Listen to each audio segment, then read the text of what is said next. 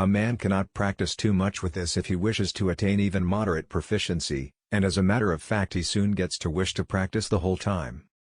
Nothing worth gaining is ever gained without effort.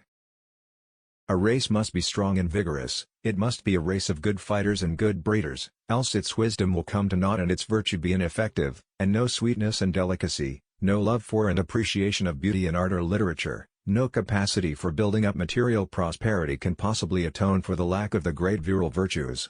A great many of our men in business, or of our young men who are bent on enjoying life, as they have a perfect right to do if only they do not sacrifice other things to enjoyment, rather plume themselves upon being good citizens if they even vote, yet voting is the very least of their duties. Training in the writing of good English is indispensable to any learned man who expects to make his learning count for what it ought to count in the effect on his fellow men.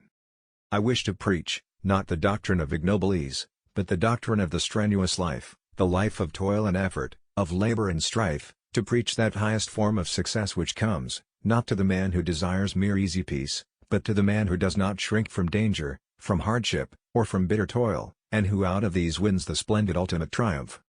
It is not the critic who counts, not the man who points out how the strong man stumbles, or where the doer of deeds could have done them better. The credit belongs to the man who is actually in the arena, whose face is marred by dust and sweat and blood, who strives valiantly, who errs, who comes short again and again, because there is no effort without error and shortcoming, but who does actually strive to do the deeds, who knows great enthusiasms, the great devotions, who spends himself in a worthy cause, who at the best knows in the end the triumph of high achievement, and who at the worst, if he fails, at least fails while daring greatly, so that his place shall never be with those cold and timid souls who neither know victory nor defeat.